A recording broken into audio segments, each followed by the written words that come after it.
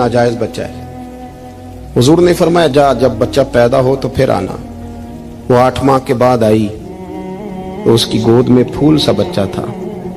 حضور نے فرمایا واپس جا، جب روٹی کھانے لگ جائے تو پھر آنا۔ وہ 2 سال 2.25 سال دودھ پلاتی رہی، پھر جب آئی تو بچے کے ہاتھ میں روٹی کا ٹکڑا تھا۔ قریب محبوب صلی اللہ تعالی علیہ وسلم سے آ کے جب اس نے بات کی تو وہ درد سے روئی، کہنے لگی یا رسول اللہ 3 سال ہونے کو ہیں، میں نے گناہ کیا ہے، میں ساری رات سو نہیں پاتی۔ حضور تڑپتی، اگر اس حال میں مر گئی تو اپنے رب کو کیا منہ دکھاؤں، مجھے پاک کر دے، میرے حال پہ رحم فرمائے۔ محبوب کریم صلی اللہ علیہ وسلم نے بچہ ایک صحابی کو دیا، فرمایا بچوں کی طرح پالنا، اور کہا اسے لے جاؤ، پتھر مار مار کے اسے سنسار کر دو۔ صحابہ کہتے ہیں اسے پتھر لگ رہے تھے اور حضور بے چینی کے ساتھ ٹہل رہے تھے۔ آ کے خبر دی، حضور وہ تو وصال کر گئی، انتقال ہو گیا۔ فرمایا یہاں تک تو بات اس کی تھی۔ حضرت انس بن مالک کہتے اب محبوب کریم نے صحابیات سے فرمایا اسے غسل دو، کفن پہناؤ، جنازہ تیار ہو جائے تو مجھے خبر کرنا۔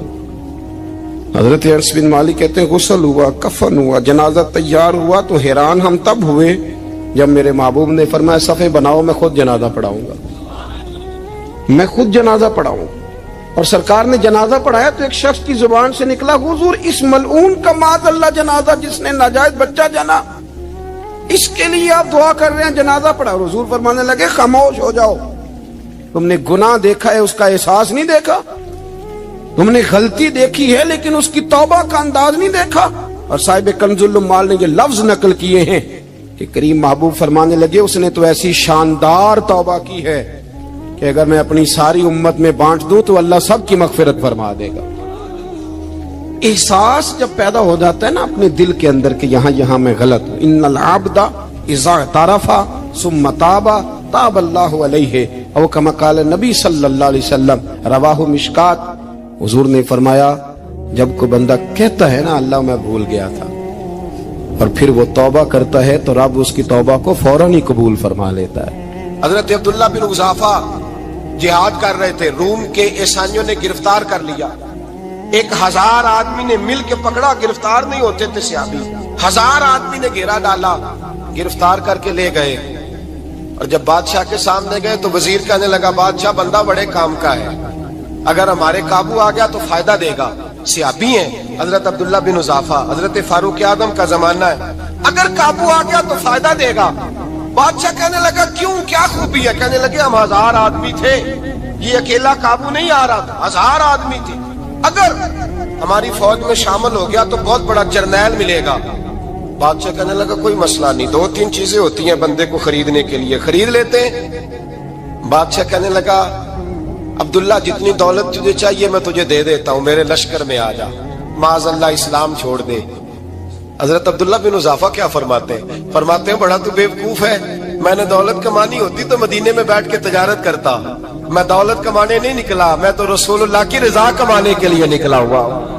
دولت کمانی ہوتی تو کسی مارکیٹ میں ہوتا، میدان میں آنا تھا، شہادت ہے مطلوب مقصود مومن، نہ مال غنیمت نہ کشور کشائی، یہ دولت تو لونڈی ہے رسول اللہ کے دروازے کی، یہ تو پیچھے پیچھے پھرتی ہے نبی پاک کے غلاموں، یہ کمانی ہوتی تو میں کسی مارکیٹ میں ہوتا، میدان میں تھوڑا ہوتا۔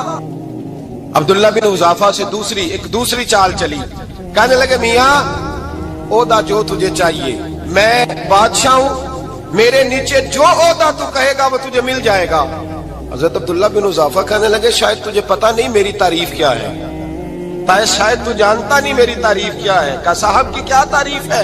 کہنے لگے میں رسول اللہ کا صحابی ہوں، اور کائنات میں سب سے بڑا عہدہ مصطفیٰ کے صحابی ہونے کا عہدہ ہے۔ صحابہ وہ صحابہ تھے جن کی ہر صبح عید ہوتی تھی، خدا کا قرب حاصل تھا، نبی کی دید ہوتی تھی۔ فرمایا میں نے حضور کے جلوے دیکھے ہوئے ہیں، مجھے عہدے کی ضرورت ہی نہیں، اور میں نے عہدہ لینا ہوتا تو میں سیاست کرتا، میں تو شہادت لینے نکلا ہوں میدان میں، عہدے کا میں نے کیا کرنا ہے؟ اب بادشاہ کہنے لگا اسے قتل کر دو۔ وزیر کہنے لگا نہیں، ایک بات اور ہے، مجھے ایک چال اور چلنے دو۔ کہا وہ کیا؟ کہنے لگے میری بیٹی بڑی خوبصورت ہے، مجھے موقع دو، اپنی ہی بیٹی کو سجا بنا کے، وہ جوان جس کی جوانی اتنی بڑی ہے کہ 1000 آدمی مقابلے میں کھڑا نہیں ہوتا، उस जवान के कमरे में रात की तन्हाई में बना सवार के बीबी को भेजा। वो बीबी कहती है मैं सारी रात बन सवर के इस सहाबी के कमरे में बैठी रही, लेकिन ये क्या शख्स था, सारी रात ही मुसल्ले पे बैठा रहा, सारी रात ही। कुछ देर थक जाता तो ये करीम रसूल पे दरूद पढ़ना शुरू कर देता। बीबी कहती है सहरी हो गई तो मैंने छू के देखा कि इंसान है कि जिन्न है, ये बंदा है कि फरिश्ता है। छू के देखा, कहने लगे पीछे हट जा। मैंने कहा मैंने तो सुना था तू 1000 के मुकाबले में है और तू इतना बेहिस्सा है कि बनी सबरी दुल्हन बैठी है, तूने नजर नहीं की। अब्दुल्ला बिन हुज़ाफा, बीबी कहती है नजर फिर नहीं उठाई, नजर फिर झुकी हुई है। कहने लगे बीबी मैं मजबूर हूँ, अब मेरे ऊपर कोई हुस्न नहीं चलता, मैंने जलवाए बद्दुहा का दीदार किया हुआ है, अब मेरी निगाहों में जचता नहीं कोई, इसलिए कि जैसे मेरे सरकार है ऐसा नहीं कोई। कभी भी अब नहीं किसी का मेरे ऊपर जादू चलता। मैंने मुस्तफा को और कहा जरा पीछे हट के बैठ, मुझे मेरे रसूल ने गैर महरम से बचने का हुक्म दिया है, जरा पीछे हट के बैठ। सहरी का वक्त था। वो बीबी कहती है उस नौजवान के जुमले मेरा सीना चीर गए, कलेजा फट गया, चीख निकली, मैं कुफर के आलम में रोई। मैंने कहा मुझे बता तो सही, आखिर ये जज्बा कहाँ से मिलता है, आखिर ये रोशनी तो मैंने देखी नहीं, कहाँ से आती है। एक मेरा बाप है जो बना सवर के मुझे तेरे कमरे में छोड़ गया, बतला ये कहाँ से कैफ आते हैं। अब्दुल्ला बिन हुज़ाफा कहने लगे अगर कैफ लेना है तो तू भी मेरे मुस्तफा का कलमा पढ़ जा, आजा दरवाजा रसूल पे झुक जा, मिल जाएगा। सवेरे दरवाजे पे बाप आया बेटी से रिजल्ट लेने, दरवाजा खोला तो बेटी नकाब पहने बाहर आई। बाप कहने लगा क्या बला, कहने लगी पीछे हट जा, तू गैर महरम है, काफर है, मैं मुसलमान हूं।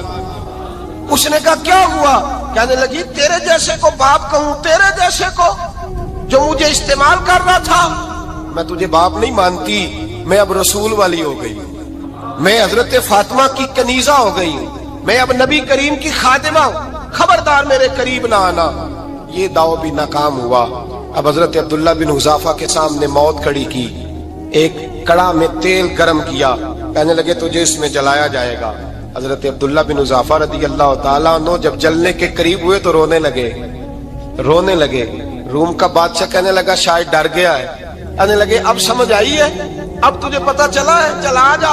हजरत अब्दुल्ला बिन हुज़ाफा कहने लगे तू काफिर है, तेरी काफिरों वाली सोच है, इसलिए नहीं रोया कि मौत से डर गया हूँ, मैं तो इसलिए रोया हूँ कि एक जान है वो नबी पाक पे कुर्बान हो रही है, काश रब मुझे 1000 जान देता, मैं सारी मुस्तफा पे कुर्बान कर देता।